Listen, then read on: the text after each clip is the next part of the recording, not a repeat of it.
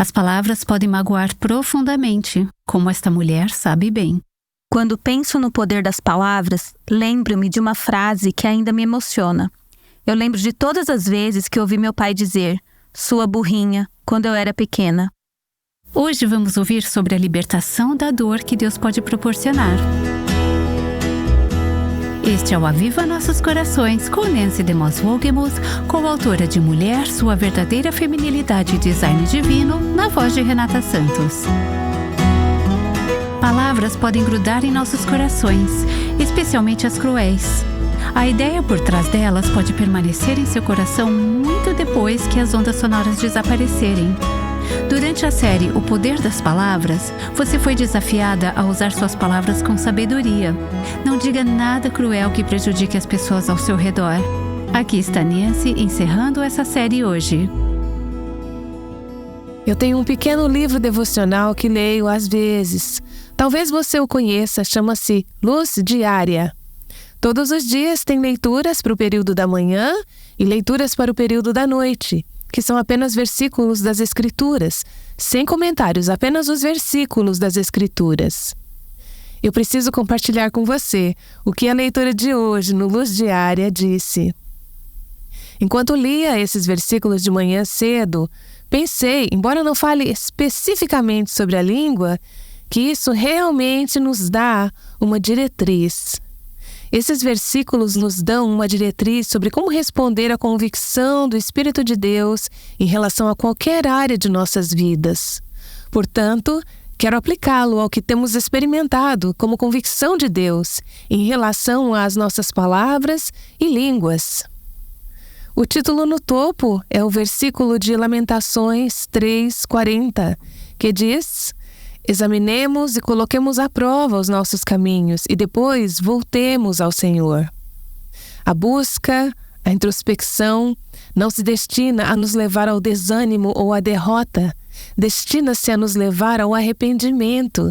É por isso que a convicção do Espírito Santo é uma coisa boa. A bondade de Deus nos leva ao arrependimento e é bom que Deus nos deu sua palavra. É bom que Deus nos dê desafios e convicções. Se você nunca experimenta convicção ao ler a palavra de Deus, então você precisa se perguntar: sou filha de Deus? Porque se você for uma cristã, experimentará convicção ao confrontar a sua vida com a palavra de Deus, como temos experimentado nesses últimos dias. Então, Lamentações diz: examinemos nossos caminhos e voltemos ao Senhor. O próximo versículo nesta leitura está no Salmo 26, versículo 2, onde o salmista diz: "Sonda-me, Senhor, e prova-me, examina o meu coração e a minha mente." Portanto, o salmista se abre para Deus, como temos tentado fazer durante esses dias. E ele diz: "Senhor, eu quero que tu examines o meu coração. Quero que me examines, quero que me proves." Temos estudado Provérbios, e os Provérbios têm aplicado uma prova. E o tema é sobre as nossas línguas. Quantas de vocês diriam: eu acho que eu falhei nessa prova"? Quase todas as mãos aqui estão levantadas e aquelas que não levantaram as mãos não entenderam a pergunta. Estamos fazendo uma prova e quando você compara a sua vida com a palavra de Deus, todas nós somos falhas, exceto pelo trabalho transformador e santificador do Espírito de Deus em nossos corações. Mas o ponto de partida para a mudança é permitir que Deus nos examine. Examinar nossos próprios corações e depois permitir que Deus nos examine. Depois o texto continua e agora é no Salmo 119, versículo 59. Diz assim: "Refleti em meus caminhos." Isso é uma coisa boa de se fazer quando Deus fala conosco. Parar e pensar sobre nossos caminhos, ponderar sobre o que Deus está dizendo. Muitas vezes ouvimos uma mensagem na igreja, ou lemos algo em nosso tempo silencioso, ou chegamos a uma dessas sessões, ouvimos algo no rádio cristão e dizemos: Ah, sim, é verdade. Mas seguimos em frente para a próxima coisa e não paramos para deixar a convicção se estabelecer. O salmista diz: refleti em meus caminhos. E então o que ele fez? Ele se arrependeu. Ele diz: voltei os meus pés para os teus testemunhos. Mudei o curso da minha vida, mudei de direção. Eu me apressarei e não hesitarei em obedecer os teus mandamentos. Salmo 119, 60. A obediência. Portanto, Deus tem nos convencido. Permitimos que Ele examine nossos corações. Queremos ter um coração arrependido, que é dar meia volta, não continuar justificando a maneira como temos usado nossas línguas. Agora queremos assumir a responsabilidade pela forma como usamos nossas línguas. Necessitamos submeter-nos e depositar nossa confiança em Deus, buscando o poder do seu Espírito Santo para obedecer em áreas onde, por nossa própria capacidade, jamais conseguiríamos fazê-lo. O texto presente na Luz Diária de hoje incorpora um versículo que, a princípio, pode parecer um tanto deslocado, mas na realidade não está fora de contexto de maneira alguma. 1 Coríntios, capítulo 11, versículo 28, diz assim: examine-se cada um a si mesmo, e então coma do pão e beba do cálice. Depois de se examinar e permitir que Deus a examine e mostre a corrupção, a maldade, a tolice que há em seu coração, como você vai se libertar disso? Uma vez que você tem um entendimento de quem você é, a culpa pode se instalar e pesar sobre você, se tornando opressiva. Até que você chegue à cruz, coma do pão e beba do cálice. O que está dizendo? Tome a comunhão, vá a Cristo, fuja para Cristo em busca de refúgio, graça e perdão. Esse é o significado da cruz. É o corpo de Cristo quebrado por nós. É o sangue de Cristo derramado por nós na cruz. É nossa única esperança quando Deus nos mostra o quanto somos carentes da sua graça. Então a leitura continua dizendo: se confessarmos os nossos pecados, Ele é fiel e justo para nos perdoar os pecados e nos purificar de toda a injustiça. 1 João 1, 9. Confesse o seu pecado. Concorde com Deus sobre o que Ele mostrou a você. Pode ser benéfico procurar o apoio de alguém mais próximo, como seu marido, ou outro cristão, ou uma irmã em Cristo. Após esta sessão, compartilhar com essa pessoa o que Deus revelou sobre as necessidades em sua vida relacionadas à sua fala e língua. Isso pode ser valioso. Primeiro confessem a Deus e depois sejam honestas umas com as outras sobre o que Deus lhes mostrou. É um passo de humildade. Se confessarmos os nossos pecados a Ele, concordamos com Deus sobre o que Ele nos mostrou. Ele perdoará por causa do que Cristo fez por nós. Ele nos limpará de toda a injustiça. A leitura no devocional Luz Diária retoma esse pensamento ao nos levar ao livro de 1 João e depois aos Hebreus. Se, porém, alguém pecar, temos um intercessor junto ao Pai, Jesus Cristo, o justo. Ele é a propiciação pelos nossos pecados. 1 João 2, de 1 a 2. Essa é uma palavra grande que a maioria de nós não usa nas conversas cotidianas, mas significa simplesmente que através do sacrifício de Cristo na cruz, Ele satisfez a ira de Deus, a justa ira de Deus contra o meu pecado. Ele suportou a pena, Ele pagou o preço. Então agora eu não tenho mais que suportar a ira de Deus por causa do meu coração e minhas palavras ímpias e tolas. Ele está no céu sendo meu advogado. Ele está intercedendo por mim. Ele está cuidando do meu caso com Deus. Talvez algumas de vocês estão fazendo resoluções e se propondo a nunca mais gritar com seus maridos, nunca mais gritar com seus filhos, nunca mais falar palavras rudes. Só quero te dizer uma coisa. você vai falhar. E quando falhar, você precisa de alguém que defenda seu caso diante do Pai, que vai dizer: Pai, aceite a minha justiça. E essa justiça é a justiça do Senhor Jesus, e sua justiça pode nos cobrir, nos limpar e nos lavar. Assim, o escritor aos Hebreus diz: portanto, irmãos, temos plena confiança para entrar no Santo dos Santos pelo sangue de Jesus. Hebreus 10, 19. Você pode imaginar, aliás, depois do que vimos sobre nossos corações e nossas línguas, que poderíamos entrar com ousadia na presença de um Deus santo? Isso é incrível! Depois da convicção e do sentimento de culpa e fracasso e tolice que pesa sobre nós, e agora nos dizem que devemos ter ousadia para entrar no lugar mais santo na presença de Deus? Como? Pelo sangue de Jesus, por um novo e vivo caminho que Ele nos abriu por meio do véu, isso é, do seu corpo. Temos, pois, um grande sacerdote sobre a casa de Deus. Hebreus 10, 20 e 21. A quem nos estamos aproximando? Àquele que ofendemos com nossas línguas. Ele diz: aproximemo-nos de Deus com um coração sincero e com plena convicção de fé, tendo os corações aspergidos para nos purificar de uma consciência culpada e tendo os nossos corpos lavados com água pura. Hebreus 10, 21 e 22. A água da palavra, a água do Espírito. Então eu quero encorajá-la. A graça para pecadores, a misericórdia para falhas, o sangue de Cristo para nossos corações e nossas línguas pecadoras e ímpias. Agarre-se a isso e agradeça por isso. Em primeiro lugar, só quero agradecer ao Senhor pela convicção e pelo encorajamento que é estar aqui hoje.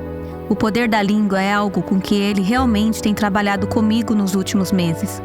Quando penso no poder das palavras, lembro-me de uma frase que ainda me emociona.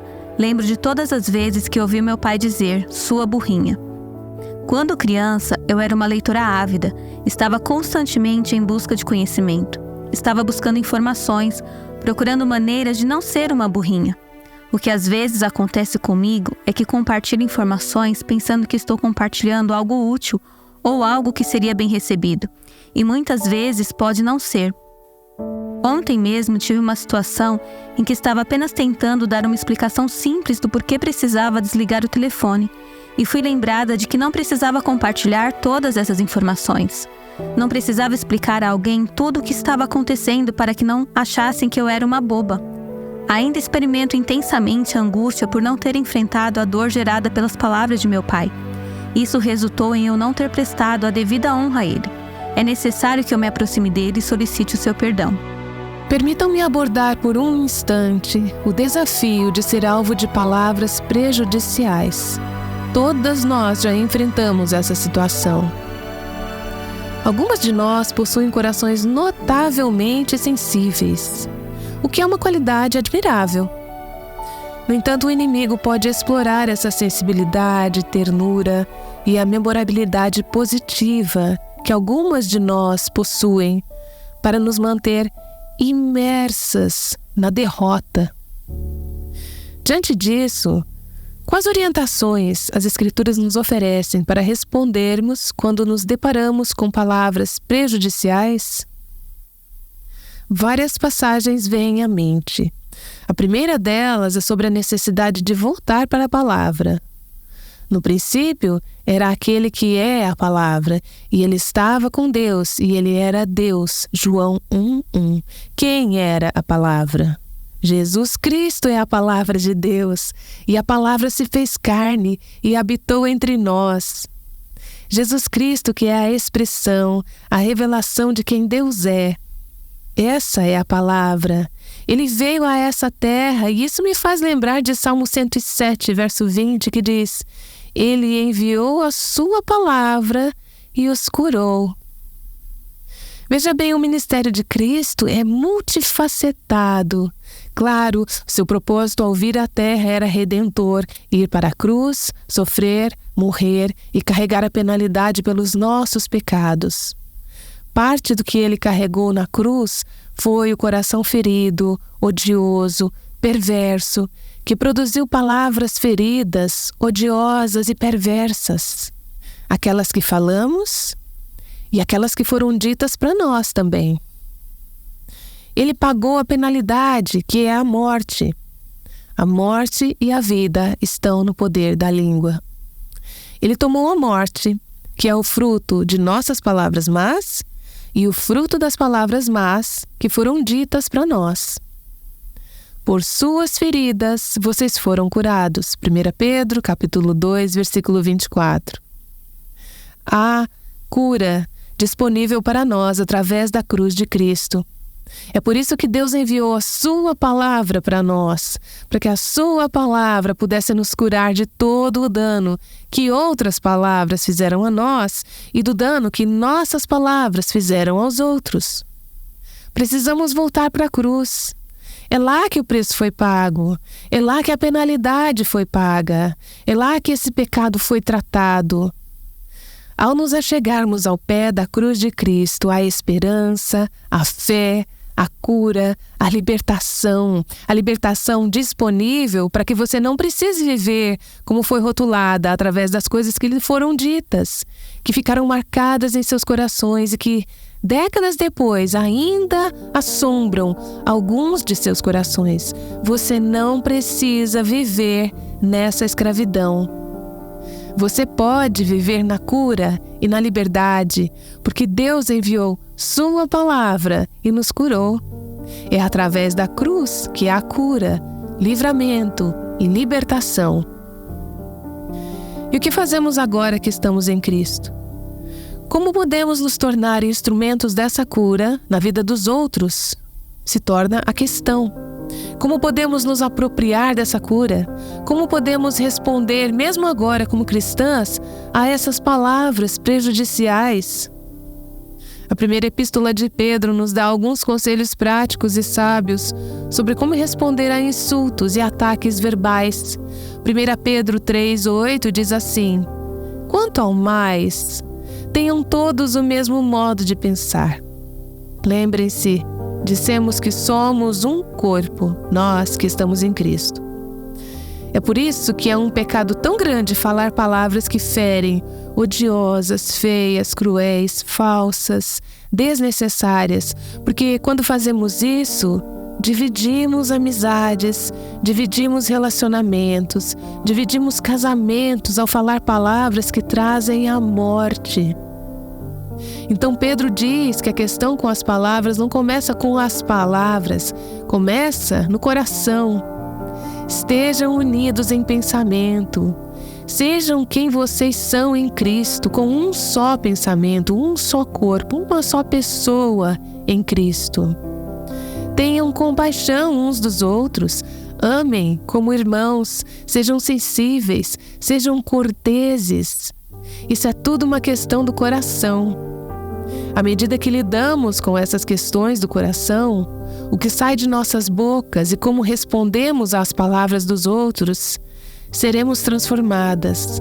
Começa no coração. Então ele diz no versículo 9, e é aqui onde as palavras entram, tendo lidado com as questões do coração, tendo compaixão uns pelos outros, amando seu irmão, sendo sensível, sendo corteses uns com os outros. No versículo 9 diz: não retribuam mal com mal, nem insulto com insulto. Primeiro princípio, reconheça a sua ferida. Segundo princípio, deixe o amor de Deus encher o seu coração para que você reaja e responda e fale com base no amor de Cristo, com sensibilidade, mesmo para aqueles que falaram coisas más, odiosas. Então, terceiro princípio, não pague o mal com o mal. Certifique-se de não devolver a injúria. Pedro sabia o que todas nós sabemos, isso é, que é natural para nós. Quando somos feridas, nossa reação natural é retaliar ou nos defender, dar o troco de alguma forma. Talvez não insultemos aquela pessoa na cara dela, mas podemos insultá-la para outra pessoa. Essa é a resposta natural. E Pedro diz para não fazer isso. Vocês são um só. Operem a partir do coração que Deus colocou em vocês, que é um coração de amor, um coração de cortesia, um coração de sensibilidade, um amor uns pelos outros. Não pague o mal com o mal, ou injúria com injúria. Mas ele não para por aí. Acho que o que ele diz a seguir é um dos princípios mais libertadores de toda a palavra de Deus. No quarto princípio, ele diz: pelo contrário, não pague o mal com o mal, não se vingue, não devolva a injúria, mas, ao invés disso, dê bênção. Ao contrário, bendigam. De quem ele está falando aqui? Das pessoas que fizeram mal a você, das pessoas que prejudicaram você, das pessoas que falaram mal de você. E o que você dá de volta? Uma bênção. Fale palavras de bênção sobre elas, para elas, em suas vidas. Agindo dessa forma, se você estiver nessa situação, terá a oportunidade de abençoar aqueles que te injuriaram. Ao fazer isso, você se torna um instrumento de cura em suas vidas e experimenta a libertação da escravidão dessas feridas. Isso não significa que você nunca mais se lembre do que foi dito a você, ou que ainda não haja dor associada a essa situação, mas há um livramento e uma libertação, porque você liberou a bênção. Ele diz: pois para isso vocês foram chamados, para receberem bênção por herança. 1 Pedro 3:9. Você foi chamada para herdar uma bênção, e porque tem uma bênção, pode dar uma bênção àquele que falou mal de você. Então ele diz no versículo 10: quem quiser amar a vida e ver dias felizes. Se você quiser aproveitar ao máximo a vida, se você quiser experimentar a maior bênção de Deus em sua vida, se você quiser uma vida plena e significativa, que não seja controlada pelo que os outros disseram a você, guarde a sua língua do mal e os seus lábios da falsidade. Observe que ele começou falando sobre pessoas que prejudicaram você. Agora, ele está dizendo que se você quiser ter uma vida abençoada, ele não está dizendo que a chave para ter uma vida abençoada é ficar longe de pessoas que falam mal de você. Ele está dizendo que a chave para uma vida abençoada é vigiar a sua língua, vigiar suas palavras. Isso me lembra de Provérbios 15, versículo 23, que eu acho uma visão maravilhosa na palavra de Deus. Dar resposta apropriada é motivo de alegria. Veja, nossa tendência é pensar que a nossa alegria é determinada pelo que os outros dizem para nós. Então, quando alguém me diz algo prejudicial, isso rapidamente acaba com a minha alegria. Eu fico desanimada, desesperançada, frustrada, com raiva, querendo retaliar de forma sutil, talvez.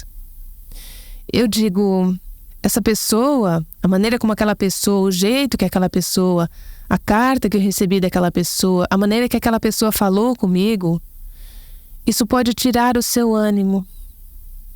Mas a morte e a vida estão no poder da língua. Provérbios diz que um homem se alegra não pelo que os outros dizem a ele, mas pela forma como respondemos e reagimos àqueles que falam conosco. Uma palavra falada a seu tempo, quão apropriada ela é. Então a alegria vem quando respondemos com uma bênção. Quando, ao receber uma injúria, damos de volta uma bênção.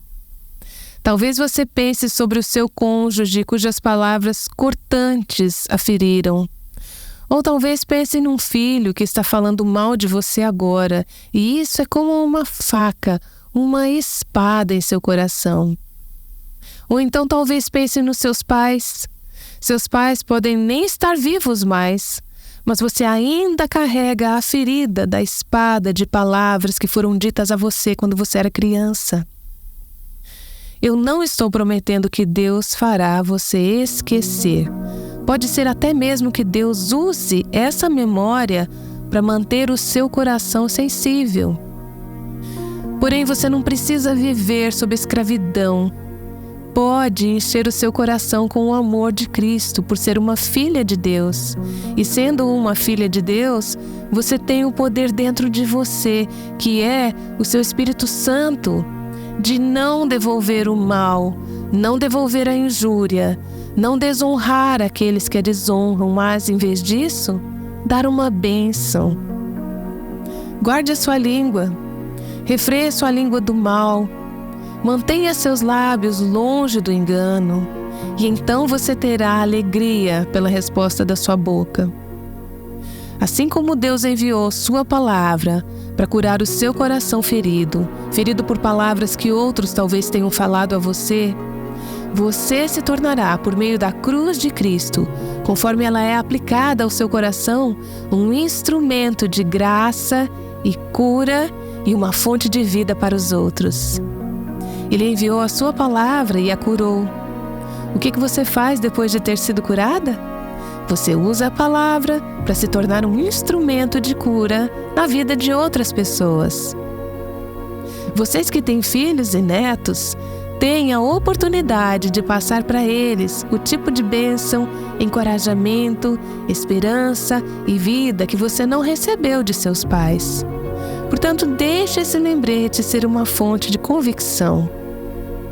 Eu me aproximo de algumas pessoas que são tão negativas, tão críticas, e me pego abatida, desanimada e reativa em alguns pontos. Mas então Deus me diz: deixe que essa situação seja um espelho para ver como suas palavras podem machucar, ferir e afetar os outros de maneiras que você talvez nem perceba. Assim como eles provavelmente não percebem o impacto que suas palavras estão tendo. Em vez disso, deixe-me, Deus me diz, deixe-me encher o seu coração com o tipo de amor que fala palavras de bênçãos e encorajamento, que se torna um meio de cura para os outros. Escutamos a Nancy DeMoss Wogmuth concluindo esta série maravilhosa chamada O Poder das Palavras. Uma querida ouvinte nos enviou a seguinte mensagem: esta série tem tocado profundamente em minha vida. Tenho lutado com estes problemas em casa, na igreja, e isso me deixa muito triste. Que Deus abençoe as irmãs para que cada vez mais tragam a palavra de Deus de forma confrontadora e edificante. Continue a meditar neste precioso tema com um estudo de 4 semanas que a Nancy desenvolveu para esta série O Poder das Palavras. Você receberá o estudo por e-mail quando fizer uma doação de qualquer valor ao Aviva Nossos Corações essa semana. Além da opção digital deste livreto, gostaríamos de disponibilizar a opção do livreto físico, com uma doação mínima de R$10 por livreto e um envio mínimo de 10 unidades.